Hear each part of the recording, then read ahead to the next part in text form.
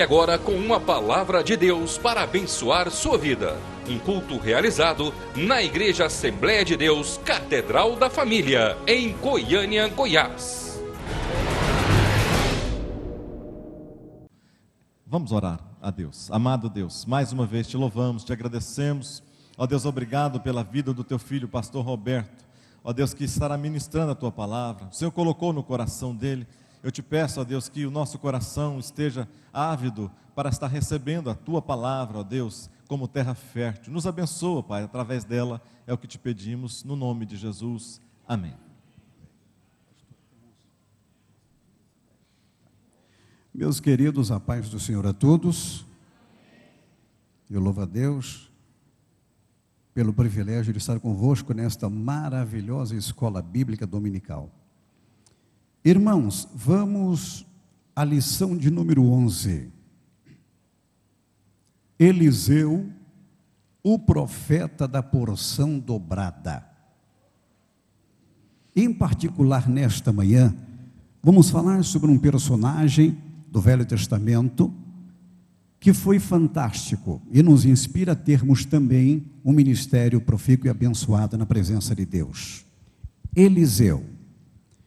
Eliseu, cujo nome é Deus é Salvação, era filho de Safate, que significa ele julgou. Ele morava numa aldeia chamada Abel-Meolá. O nome Abel-Meolá quer dizer pradaria das danças ou campina das danças. Dança fala de alegria. Isso quer dizer que na casa de Eliseu havia alegria. Alegria entre a família e alegria pela presença marcante de Deus. A aldeia de Abel-Meolá ficava situada no Vale do Jordão, o mais extenso vale de Israel. O Vale do Jordão, ele nasce do sopé do Monte Hermon e vai encerrar-se nas proximidades do Mar Morto, ao sul de Israel. No início, a sua extensão é de 100 metros de largura. Na sequência, após o Mar da Galileia, a sua largura é muito mais ampla, chega a 3,5 quilômetros.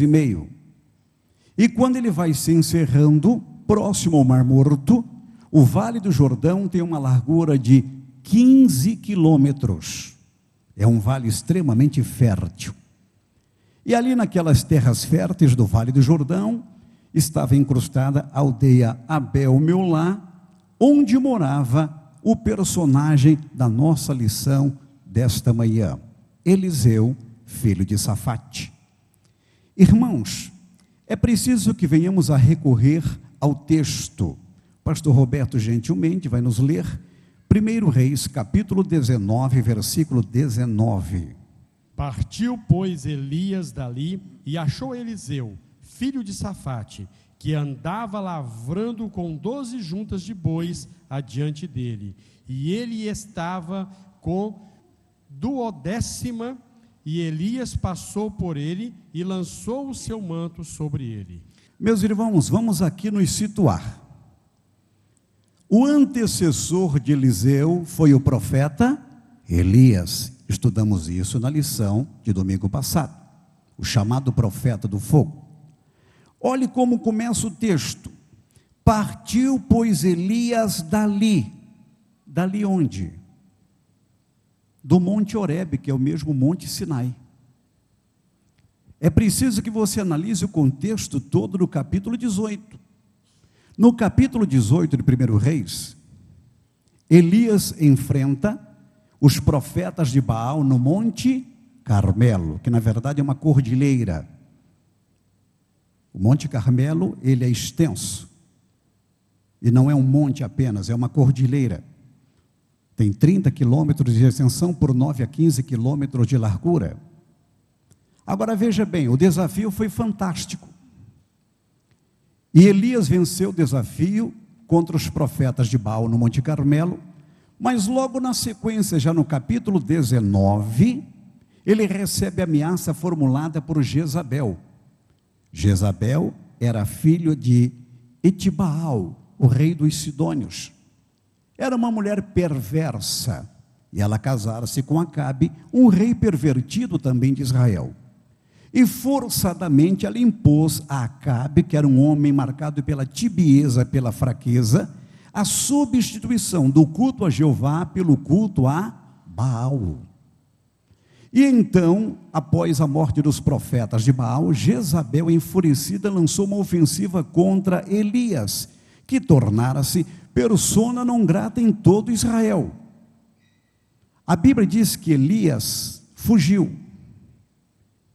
Ele saiu do Carmelo onde estava e seguiu para Berseba, em torno de 160 quilômetros. Despediu o seu moço e entrou no deserto. Desmotivado, o Senhor o visitou através da presença de um anjo e deu-lhe providências em meio ao deserto: pão cozido sobre as brasas e uma botija de água fresca. Ele comeu pão, bebeu água, renovou suas forças e andou 40 dias e 40 noites até Horebe, o monte de Deus. Escute, o Horebe, eu volto a dizer, é um dos nomes do monte Sinai. Sinai quer dizer fendido ou rachado. O Sinai, na verdade, é uma península com 5 picos principais que se destacam. Então Elias subiu o monte Horebe. Nosso pastor presidente, pastor Salmo de Omar, esteve em Israel, vários irmãos aqui estiveram. Para subir o Sinai só é possível, nos dias atuais, à noite, correto? E quando o dia está amanhecendo, então, a escalada do Sinai é completada. Mas Elias estava super motivado, andou 40 dias e 40 noites e ainda tinha força para escalar o monte Horebe. Eu quero dizer para ti que você tem uma reserva técnica na sua vida. Continue comendo o pão que simboliza a palavra, continue tomando água que fala da presença do Espírito de Deus na sua vida, e você vai ganhar motivação para continuar a sua jornada. Louvado seja Deus. Então o cenário se dá onde? No monte Horebe, que é o monte Sinai. Perfeito? Partiu dali, de onde? Do monte Horebe, o monte Sinai. Agora preste bem atenção. Eu preciso analisar convosco algo muito interessante que de maneira despercebida passa por muitos estudiosos da palavra. Capítulo 19 de 1 Reis, versículos 15 a 17. E disse-lhe o Senhor: vai, volta ao teu caminho para o deserto de Damasco, e em chegando lá, unge a Azael, rei sobre a Síria, a Jeú, filho de Nissim, e ungirás rei sobre Israel, e também Eliseu, filho de Safate, de Abel-Meolá, e ungirás profeta em teu lugar. Quem escapar a espada de Azael e Jeú, o matará, e quem escapar a espada de Jeú, Eliseu o matará. Deus deu a Elias 3 missões. Vamos analisar comigo? Ele deveria ungir Azael, rei da Síria, perfeito? Em segundo lugar, deveria ungir a Jeú, rei de Israel. E por fim, deveria ungir a Eliseu, filho de Safate, como profeta em seu lugar. Olhem, por que essas 3 unções? Deus estava trazendo juízo sobre o seu próprio povo. Lembremos-nos que era uma época de apostasia reinante. O culto a Baal praticamente prevalecia em Israel. Através de Azael, seria o juízo vindo do exterior, perfeito? Através de Jeú, seria o juízo nacional. E através de Eliseu, um juízo de caráter profético. Agora observe bem, Elias cumpriu esta missão? Ele cumpriu em parte. Ele deveria ungir Azael, rei sobre a Síria, Jeú sobre todo Israel, e a Eliseu, filho de Safate, como profeta em seu lugar. Mas ele não ungiu a Azael, rei sobre a Síria. Ele não ungiu a Jeú, rei sobre todo Israel. Mas ele ungiu a Eliseu. Sabem por quê? Ele trabalhava com prioridades. Ele tinha pressa em preparar o seu substituto e treiná-lo para que este pudesse sucedê-lo como profeta em todo Israel. A quem coube então esta missão? Porque a vontade de Deus deveria ser concretizada. Eliseu. Se Elias não ungiu a Azael, se Elias não ungiu a Jeú, Eliseu o fez quando sucedeu. Que coisa gloriosa! Isso quer dizer que aqueles que nos substituem na obra de Deus devem também completar tarefas que nós não concluímos. Bendito seja o nome do Senhor. Vamos ver como isto se deu? E veio Eliseu a Damasco, e estava doente Ben-Hadad, rei da Síria, e lhe anunciaram dizendo: o homem de Deus é chegado aqui. E então o rei disse a Azael: toma presente contigo, e vai encontrar-te com o homem de Deus, e por seu intermédio pergunta ao Senhor, dizendo: sararei eu desta doença? E foi, pois, Azael encontrar-se com ele, levando consigo um presente, a saber, 40 camelos, carregado de tudo que era bom de Damasco. E chegou e apresentou-se diante dele e disse: teu filho, Ben-Hadad, rei da Síria, me enviou a perguntar-te: sararei eu desta doença? E Eliseu lhe respondeu: vai, e dize-lhe: certamente sararás, porém o Senhor me mostrou que ele morrerá. E olhou Eliseu para Azael, e tanto lhe fitou os olhos, que este ficou embaraçado, e chorou o homem de Deus. E então disse Azael: por que chora o meu senhor? E ele respondeu: porque sei o mal que há de fazer aos filhos de Israel, e deitarás fogo às suas fortalezas, e matarás a espada os seus jovens, e esmagarás os seus pequeninos, e rasgarás o ventre de suas mulheres grávidas. E tornou Azael, pois que é do teu servo este cão, para fazer tão grandes coisas. E respondeu Eliseu: o Senhor me mostrou que tu has de ser o rei da Síria. Eliseu estava falando a Azael, que foi enviado por Ben-Hadad. Ben-Hadad estava doente, mandou Azael encontrar-se com o profeta Eliseu e enviou-lhe presentes. E mandou-lhe perguntar: eu vou sarar? O que vai acontecer comigo? E Eliseu deu o recado a Azael: ele não sarará, certamente morrerá. Aí Azael retorna agora a Ben-Hadad e comunica o contrário. Preste bem atenção. E então deixou a Eliseu e veio ao seu senhor, o qual lhe perguntou: que te disse Eliseu? E respondeu ele: disse que certamente sararás. E no dia seguinte, Azael tomou um cobertor, molhou-o em água e o estendeu sobre o rosto do rei, até que morreu, e Azael reinou em seu lugar. Então Eliseu disse a Azael: Deus está me mostrando que tu reinarás sobre Israel. Agora diga ao rei que ele não vai sarar, certamente morrerá. Azael volta a Damasco, encontra-se com o rei, e o rei lhe pergunta: o que o homem de Deus disse? E ele respondeu: o homem de Deus disse que tu sararás. Ele mentiu. E no dia seguinte, o que fez Azael? Ele pegou uma coberta e molhou-a e sufocou o rei Ben-Hadad. E assim assumiu o trono, comandando, portanto, o reinado da Síria. De uma forma indireta, então, quem ungiu Azael foi o profeta Eliseu. Quem entendeu, diga amém. Na sequência, vejamos a unção de Jeú, porque isso aqui é história, e nós não podemos omitir isto não. Vamos lá, 2 Reis, capítulo 9, versículos 1 a 6. E então o profeta Eliseu chamou um dos seus discípulos, dos profetas, e lhe disse: cinge os lombos, leva contigo este vaso de azeite, e vai-te a Ramote Gileade, e lá chegando, vê onde está Jeú, filho de Josafá, filho de Nissim. Entra e faz-o levantar-se do meio dos seus irmãos e leva-o à câmara do interior.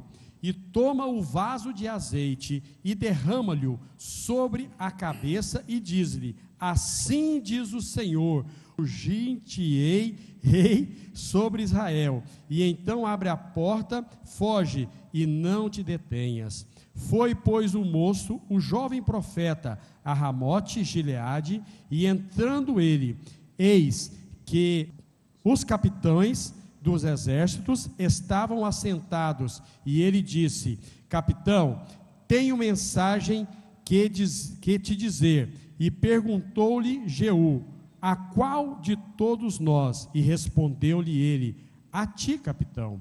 E então se levantou Jeú e entrou na casa, e o jovem derramou-lhe o azeite sobre a cabeça, e ele lhe disse: assim diz o Senhor, Deus de Israel, unge-te rei sobre o povo do Senhor e sobre Israel. Olhem que coisa linda, irmãos. Eram tarefas próprias para que Elias viesse cumpri-las, mas Elias priorizou a formação do seu substituto. Ele não foi omisso. Ele sabia que de uma forma ou de outra a vontade de Deus se cumpriria. Então ele deveria ungir Azael, rei sobre a Síria, Jeú sobre Israel, e Eliseu, filho de Safate, como profeta em seu lugar. Ele priorizou e ungiu a Eliseu, preparando para substituí-lo no ministério profético. No entanto, quando se trabalha em equipe, as tarefas são concluídas. Aquilo que Elias não fez, Eliseu cumpriu. Bendito seja o nome do Senhor. Então temos no cenário Eliseu partindo simplesmente para colocar-se como profeta oral de Israel, substituindo a Elias. Vamos lá. A sua chamada. Lembrando o profeta Elias.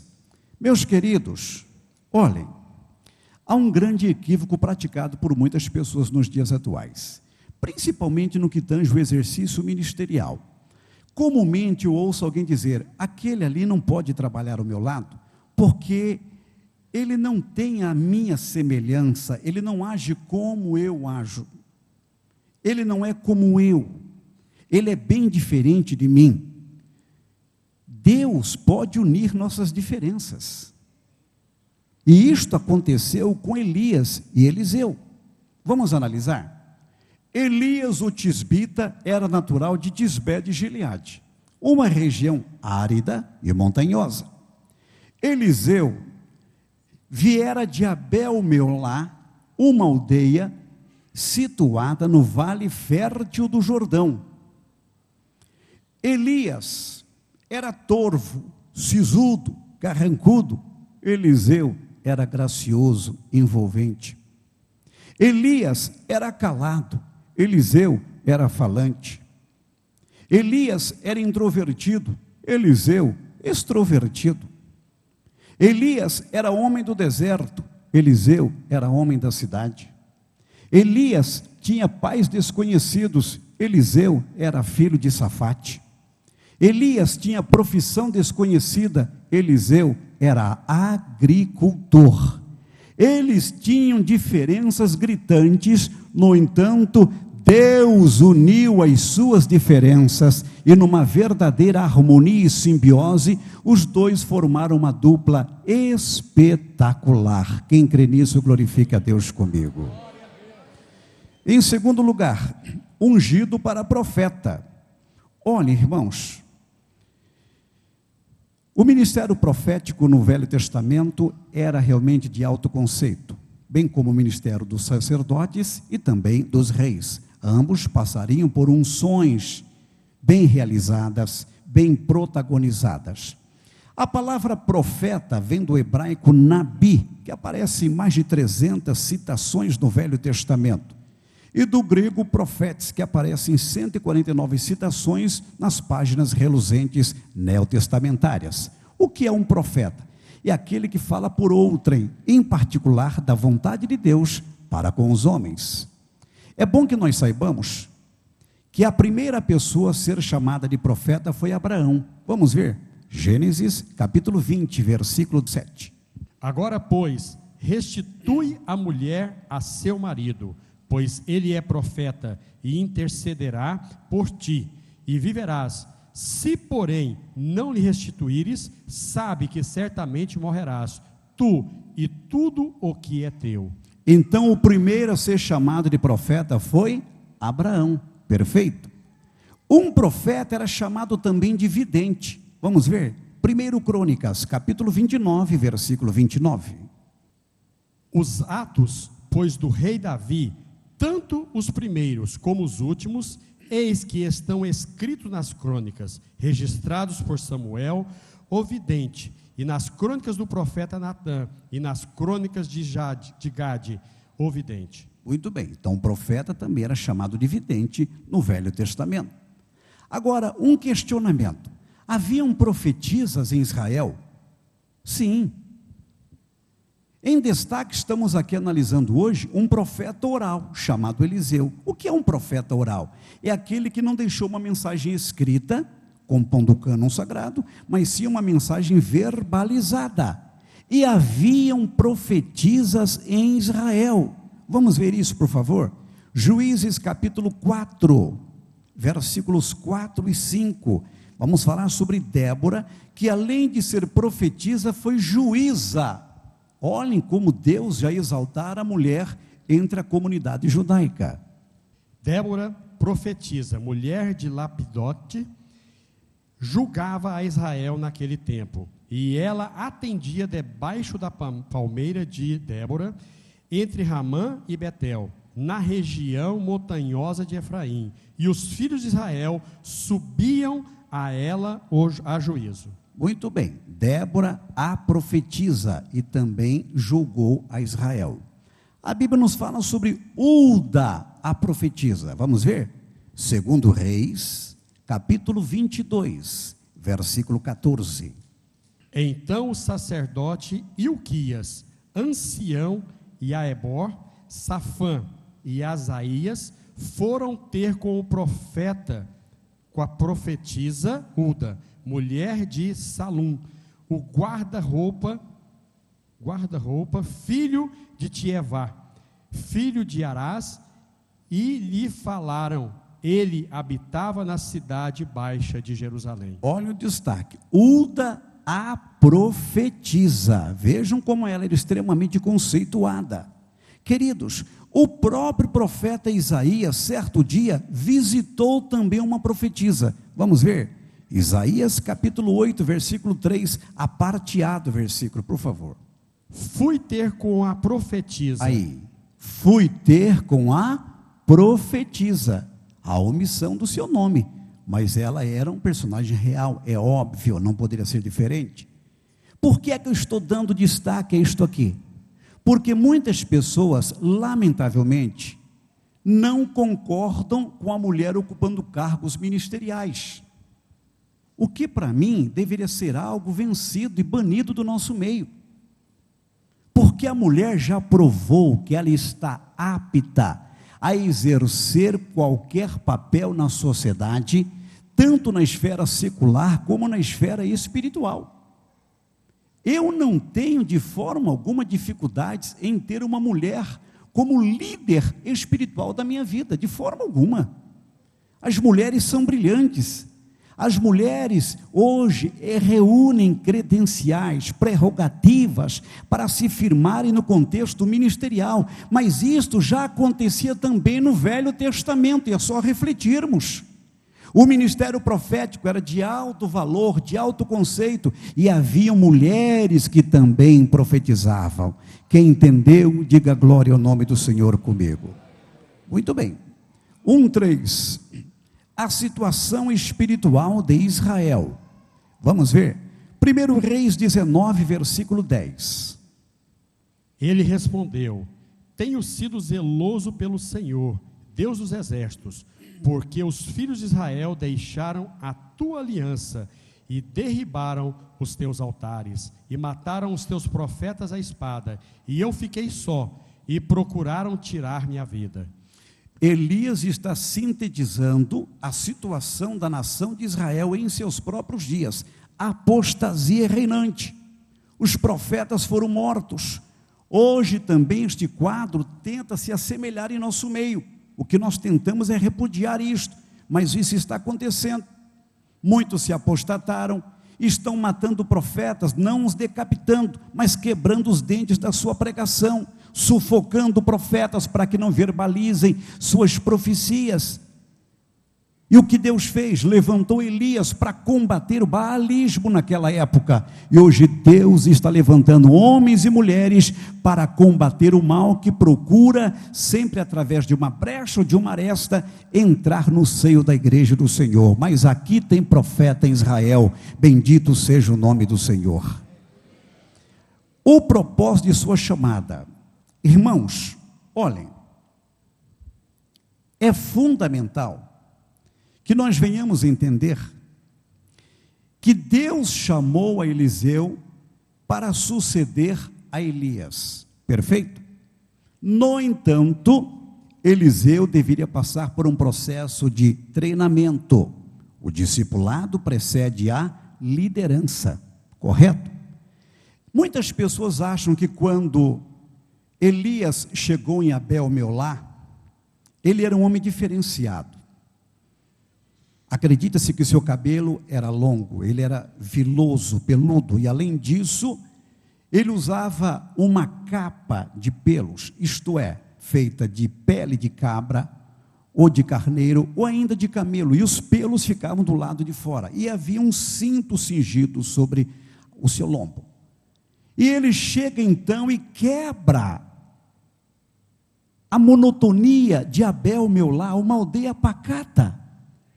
Todos estavam ali trabalhando. A casa de Safate era uma casa de harmonia e de paz. E ali estava o homem que deveria sucedê-lo, Eliseu, o filho do proprietário daquelas terras, Safate. Eliseu trabalhava com 12 juntas de bois, então ele era um homem destacado no agronegócio daqueles dias. Quem tinha 12 juntas de bois para lavrar a terra era alguém de alto conceito. E Eliseu simplesmente trabalhava quando a monotonia é quebrada pela presença de um homem de hábitos estranhos, de vestimentas diferenciadas. Ali estava Elias. Ele chega e, sem dizer qualquer palavra, se aproxima de Eliseu e simplesmente lança sobre ele a sua capa e promove a transferência simbólica da autoridade profética sobre toda a nação de Israel. A partir dali, Eliseu seria treinado por Elias. Lembre-se, treinamento gera capacitação. Entre o ato de lançar a sua capa sobre Eliseu, que pode ser ilustrado como um maestro que entrega a batuta para o seu substituto, até o dia em que ele subiu ao céu no redemoinho, passaram-se 10 longos anos. Muitas pessoas acham que isto foi sequencial. Não. Lembrem-se, Eliseu deveria ser discipulado, treinado, para de fato substituir em caráter oficial a Elias. O profeta Elias, sobretudo, foi responsável. Hoje eu vejo muitas pessoas guinadas ao ministério sem qualquer tipo de preparo, sem terem sido treinadas. É por isso que coisas absurdas estão acontecendo em nosso meio. Aqui em Goiânia, um irmão foi viajar, ele dirigiu uma congregação, e uma irmã faleceu. Então o vice-dirigente telefonou para ele: pastor, a irmã fulana de tal partiu para estar com o senhor, o que devo eu fazer? Ajude a família, console a família e realize o culto fúnebre. E ele fez tudo quase certo, mas por inabilidade, não foi treinado. Enquanto ele realizava o culto fúnebre, ele vacilou e disse: culto só é completo quando se tira oferta, então vamos tirar uma oferta para a obra do Senhor. Que absurdo, irmãos. Então é preciso que haja treinamento. João Batista aguardou 15 anos para iniciar o seu ministério. Paulo aguardou 14 anos para, de fato, em caráter oficial, iniciar o seu ministério. Existem pessoas que se convertem a Cristo Jesus por terem um curso superior, acham que estão aptas a exercer o ministério num toque de mágica, simplesmente no estalar de dedos. Não! É preciso conhecimento da palavra, é preciso conhecimento teológico, e aqui eu destaco o IBCAF, que está sendo uma bênção na formação de obreiros e obreiras da nossa igreja. Segunda-feira eu ministrava a aula e eu glorificava a Deus, porque eu via no semblante de cada irmão e de cada irmã o desejo realmente pelo conhecimento da palavra, fome, apego pela palavra, a palavra que transforma, a palavra que edifica. Bendito seja Deus. Há algumas pessoas, porque têm boa facúndia, boa verbosidade, destacam-se na sociedade, vêm para o seio da igreja, se vestem bem, trajam bem, acham que estão aptas a exercer o ministério. O ministério não é encenação, o ministério não é teatrologia. Aqui o fogo tem que arder no altar, a coisa é diferente. Você é porta-voz da parte de Deus. Se você pensa que é fácil, a minha esposa está aqui. Eu estudei o dia todo antes de ontem e ontem para ministrar esta lição da Escola Bíblica Dominical. Ela está aqui comigo e sabe da veracidade de minhas palavras. Pastor, mas uma lição tão simples, mas eu não conto apenas com aquilo que eu armazenei ao longo dos tempos, não. Eu tenho que renovar o meu conhecimento, eu tenho que buscar fatos novos para trazer-lhes aqui. Amém? Não queime etapas, não salte degraus. Se você foi chamado por Deus, faça como Eliseu, aguarde a tua hora. Eliseu aguardou por 10 anos. Eu acho que Elias não foi um ótimo professor, mas Eliseu foi ótimo aluno. Bendito seja Deus. Agora vejam, ele foi convocado para profetizar numa época de crise. Eu já disse isso. E a lição passada também trouxe esta cena terribilíssima que envolvia a nação de Israel. O culto a Baal estava substituindo o culto a Jeová. Escute, Deus sempre levanta pessoas para enfrentar situações difíceis. Eu tenho um amigo de ministério, que é na minha concepção, por favor, eu gostaria que vocês entendessem, quando eu digo isto aqui, é na minha ótica, perfeito? Eu respeito as considerações dos irmãos, mas na minha visão, na minha ótica, na minha concepção, é o pregador mais completo que o Brasil tem, pastor Marco Feliciano. É um homem admirável, um homem lindo, um homem que se veste bem, se traja bem, é um homem que tem uma expressão diferenciada, é um comunicador nato, e percebe-se, quando ele ministra, que o óleo derramado sobre a sua cabeça com frequência. Aí ele se elegeu deputado federal, e agora no mês de março foi eleito, olha só, como presidente da Comissão dos Direitos Humanos da Câmara dos Deputados. Vocês sabem que aquilo ali é um vespeiro, vocês sabem que aquilo ali é um barril de pólvora. Aí setores da sociedade, que vocês conhecem muito bem, inclusive eu não sei se talvez a maioria saiba aqui, mas é dali, é de um sinal emitido dali, que se realiza um grande evento, sabe, que ocorre em São Paulo, em Goiânia, Tel Aviv, Nova York, em grandes cidades do mundo todo. Vocês sabem muito bem a que eu me reporto. E olhem que eu não sou classificado aqui como alguém que bate de frente, mas eu estou trazendo à tona uma realidade. Ali é vespeiro. Milhões saem dali de acordo com o sinal que é emitido, para que esses movimentos sejam fomentados. E quem é que Deus colocou ali? Um profeta. Sim, senhor pastor. Olha, o pastor Salmo de Omar, que é um homem contextualizado com a nossa época, muito bem informado, está dizendo que existem protestos hoje, praticamente do Oiapoque ao Chuí, contra a presença deste homem de Deus que lá está. Porque num acordo que foi firmado entre os partidos, a indicação foi formulada pelo partido ao qual ele pertence, o PSC, tá certo? Ele, em particular, não queria. Eu estava em Jaboticabal e ele estava lá numa reunião com alguns pastores e eu participei em parte da reunião e ele disse: eu não quero, é muito para mim, eu sou um homem do altar, mas se Deus tem isso para mim, eu estarei lá para enfrentar. Agora, irmãos, o que um certo deputado fala acerca da igreja, ninguém traz à baila. O que um certo deputado que tem desvio de conduta fala de nós, enquanto igreja do Senhor e da palavra de Deus, ninguém comenta isto. Mas Deus tem um homem certo para cada época de crise, para cada momento adverso. Você crê nisso? Então ore pelo pastor Marco Feliciano, porque ele está precisando das nossas orações.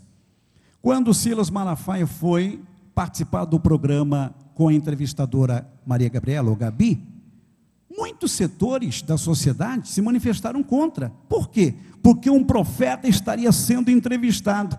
E nós glorificamos a Deus, porque Silas Malafaia deu um show. Ele fez uma exposição de altíssimo nível, e o nome do Senhor Jesus foi ali glorificado.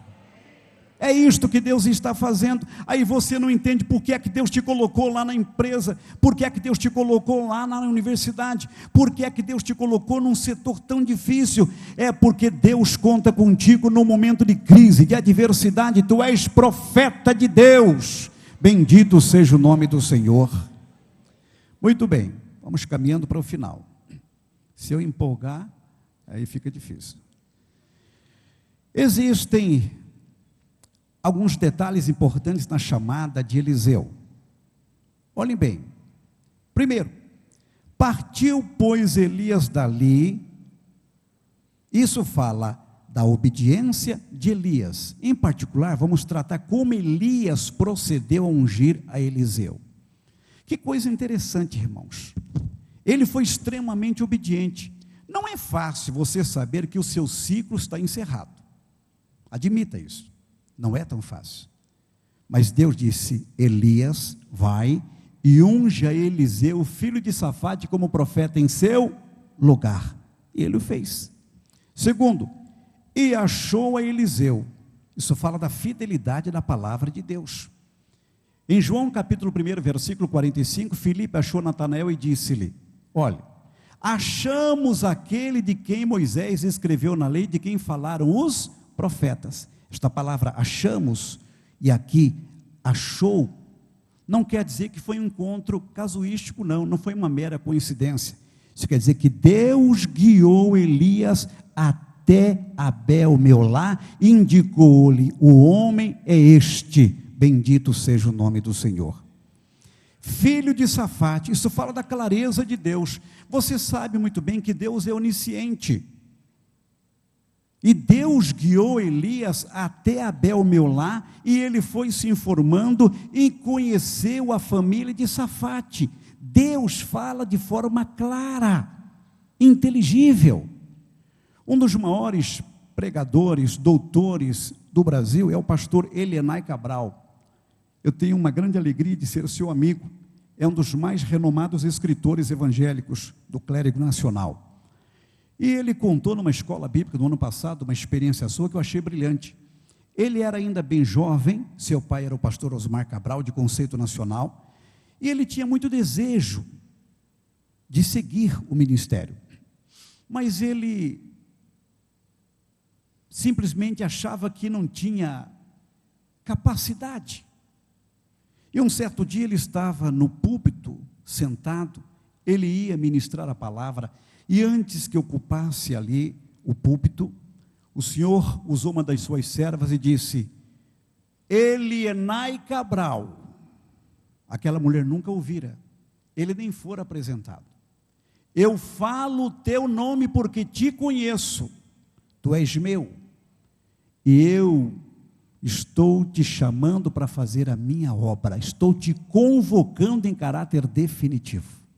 Então Deus fala com clareza, louvado seja o nome do Senhor. 5:4, que andava lavrando com 12 juntas de bois. Isso quer dizer que Eliseu era um homem comprometido com o trabalho. Ele tinha uma função, ele era agricultor.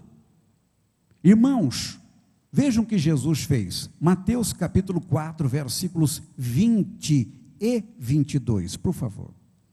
Então eles deixaram imediatamente as redes e o seguiram. Passando adiante, viu outros 2 irmãos, Tiago, filho de Zebedeu, e João, seu irmão, que estavam no barco em companhia de seu pai, e consertando as redes, e chamou-os. E então eles, no mesmo instante, deixando o barco e seu pai, o seguiram. Olhem que coisa linda. Jesus, quando foi compor o colégio apostólico, deu também este grande exemplo para cada um de nós. Ele convocou pessoas que estavam comprometidas com o trabalho. Irmãos, no caso de Eliseu em particular, foi uma cena muito linda. Ele estava arando terra. Elias aproxima-se e lança sobre ele a capa. E ele entendeu que estava sendo convocado para o ministério profético. Sabe o que ele disse? Permita que eu vá e beije meu pai, minha família. Sabem por quê? Ele queria ser um profeta, mas não queria perder a conexão familiar, o vínculo familiar. Você pode ser uma mulher usada por Deus, você pode ser um homem usado por Deus, cantando, pregando, ensinando, pastoreando, mas não perca a conexão com a sua família. Elias disse-lhe, vai e volta, porque o que eu tenho te feito? E ele entendeu. Quando voltou, o que ele fez? Matou uma junta de bois, pegou os aparelhos com os quais arava, transformou em lenha e fez uma festa para os seus companheiros com os quais trabalhava. Ele convivia harmonicamente bem com seus liderados. Com aquela atitude ele estava dizendo, eu definitivamente ponho um ponto final na minha vida profissional e agora eu vou viver do ministério, o que não é tarefa fácil. Louvado seja Deus. Muito bem, capítulo 2, o início do seu ministério. Temos aqui 4 pontos. Primeiro, Eliseu iniciou o seu ministério na companhia de Elias. Eu já disse isso aqui. Quando Elias lançou sobre ele a capa, até o dia em que ele subiu ao céu no redemoinho, passaram-se 10 anos, e nesse período, Eliseu foi discipulado, foi treinado pelo profeta Elias. Segundo, sendo testado em sua fidelidade. Irmãos, isso aqui é fantástico. Todos precisamos ser testados no quesito fidelidade. Paulo, escrevendo a Timóteo, disse, procura vir ter comigo depressa, porque Demas me desamparou. A necessidade de um líder. Mas com Elias e Eliseu temos um exemplo diferenciado. Elias, no dia em que subiu ao céu no redemoinho, Deus lhe revelou, isto propagou-se, simplesmente ele disse a Eliseu, fica-te aqui, porque o Senhor me enviou a Betel. Ele disse, vive a tua alma e vive o Senhor que não te deixarei, e assim foram para Betel. Depois, fica-te aqui, porque o Senhor me enviou a Jericó. Vive o Senhor e vive a tua alma, que te não deixarei. E foram a Jericó. Olhem, de Gilgal a Betel, 13 quilômetros. Coisa fantástica. De Betel a Jericó, 25. Estando em Jericó, ele disse, fica-te aqui, porque o Senhor me enviou ao Jordão, mais 9 quilômetros. Ele disse, vive ao Senhor e vive a tua alma, que te não deixarei. Tudo que um líder quer é ouvir do seu liderado, eu não te deixarei. E por isso é necessário que todos passemos pelo crivo do teste da fidelidade. 3, valorizando sobremaneira as coisas espirituais. Quando eles atravessaram o Jordão, Elias, conversando com ele, disse-lhe, pede-me o que queres que te faça antes que seja tomado de ti. Salomão havia pedido sabedoria. Eliseu estava sendo agora abençoado por Deus por ter sido fiel. A recompensa viria como dádiva. E ele, sem titubear, disse a Elias, peço-te porção dobrada do teu espírito sobre mim. Deuteronômio 21, 17. A Bíblia nos fala ali que o primogênito, quando herdava, deveria receber o dobro dos demais, perfeito? E no quesito espiritual, Eliseu se coloca como filho espiritual e ministerial do profeta Elias. Então ele tinha direitos adquiridos para fazer aquele pedido. O que é espiritual discerne bem tudo. Aí Elias disse-lhe: coisa dura pediste, se me vires quando for tomado de ti, assim se te fará, se não me vires, não se fará. Mas ele havia pedido, e Deus lhe deu de fato a porção dobrada do seu espírito, que em síntese é uma unção que faz a diferença. 4, criando as fronteiras do sobrenatural. Eliseu experimentaria como testemunho ocular a visualização de uma cena simplesmente surpreendente e inesquecível, o arrebatamento de Elias. Capítulo 3, as virtudes de Eliseu, fantásticas. Primeiro, humildade. Irmãos, John Denny diz que o sucesso tem um efeito desorientador na vida de muitas pessoas. Quando César voltava de grandes conquistas, ele tinha muito receio de que a soberba tomasse conta da sua estrutura de vida. Aí ele colocava um escravo, um maltrapilho, numa carruagem ao lado, e ele entrava na cidade montado em um cavalo branco. As pessoas saíam para aplaudi-lo, e então o escravo colocava o dedo em riste e dizia-lhe: não te esqueças, tu és apenas um homem, tu és apenas um homem, para que ele nunca perdesse a humildade.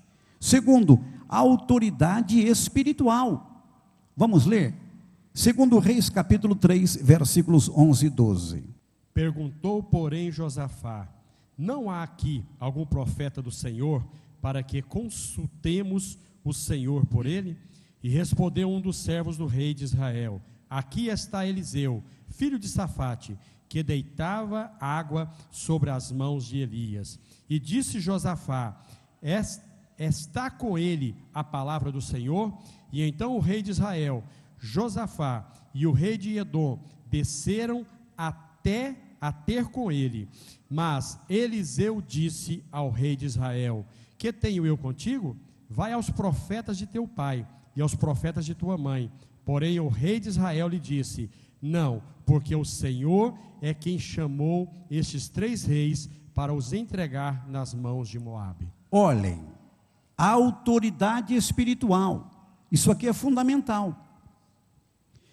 Eu não quero ser exemplo para ninguém, de forma alguma, mas há um restaurante aqui em Goiânia, muito simples, porém com uma comida maravilhosa e diferenciada, e eu, com uma certa frequência, ali estou.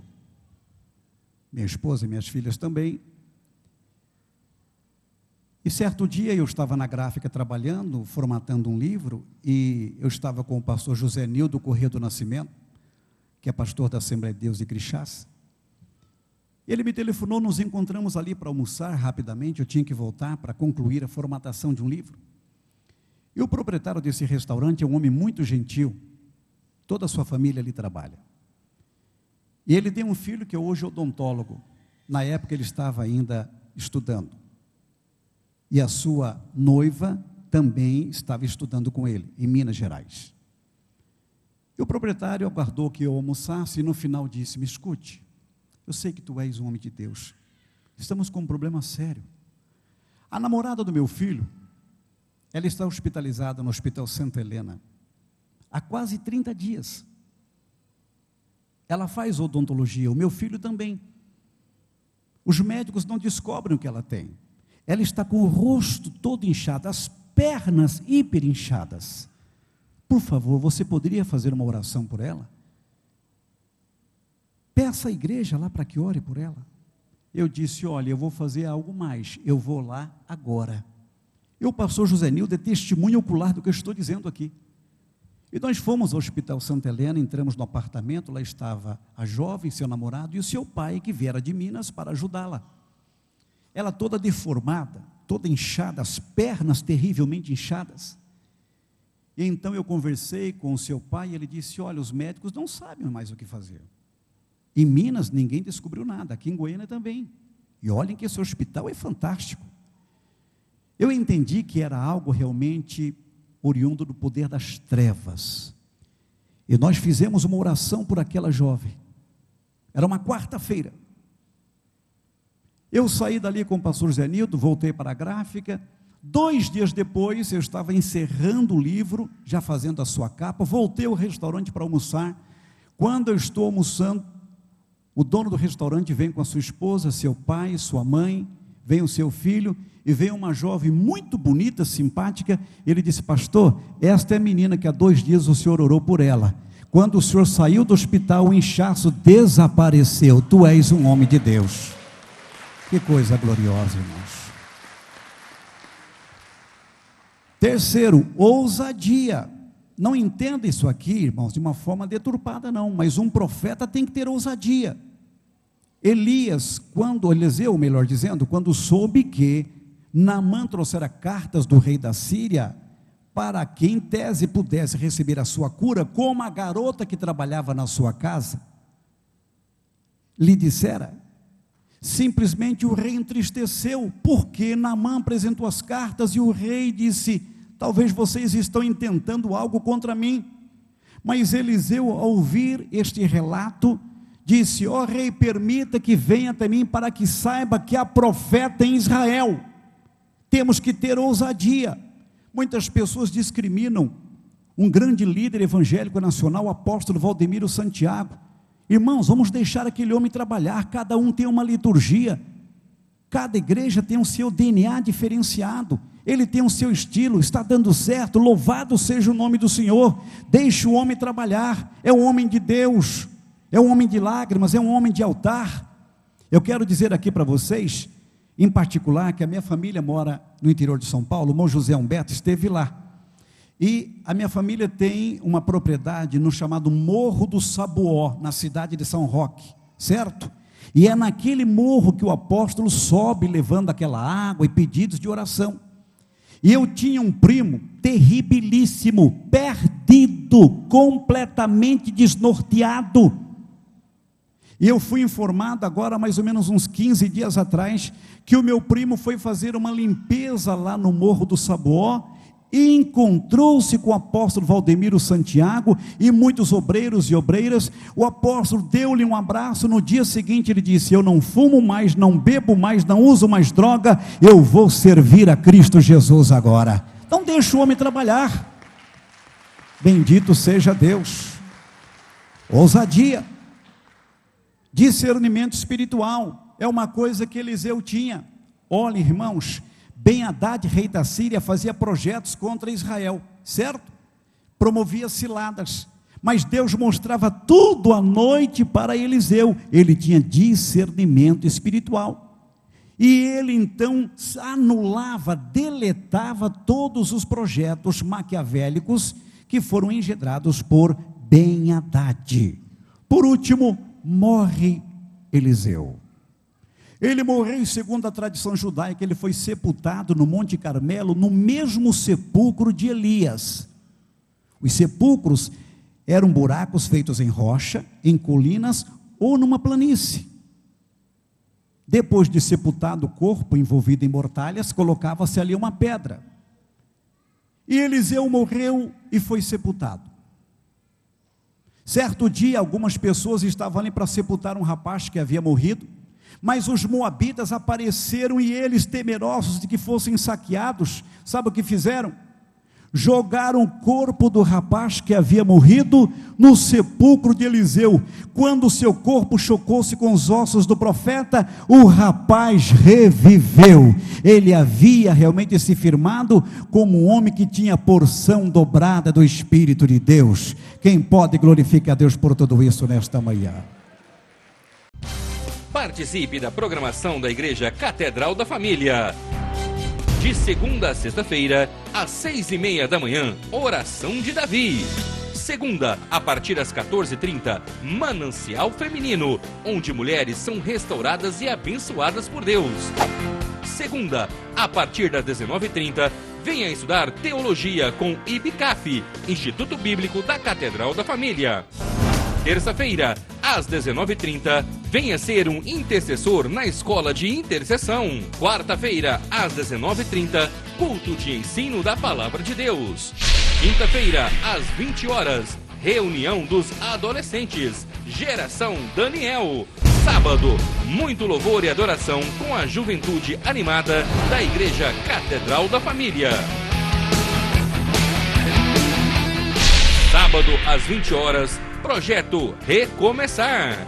E domingo, às 9 horas da manhã, participe com sua família da Escola Bíblica Dominical. E domingo, às 18 horas, grande culto de celebração a Deus.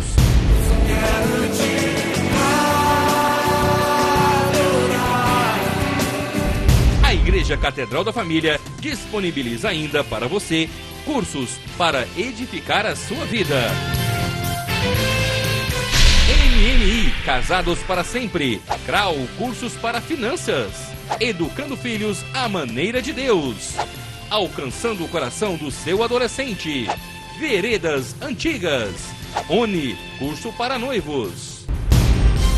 De domingo a domingo, uma programação recheada de muita alegria, unção e bênçãos de Deus. Informações 3281-4918 ou acesse o site www.catedraldafamilia.com.br.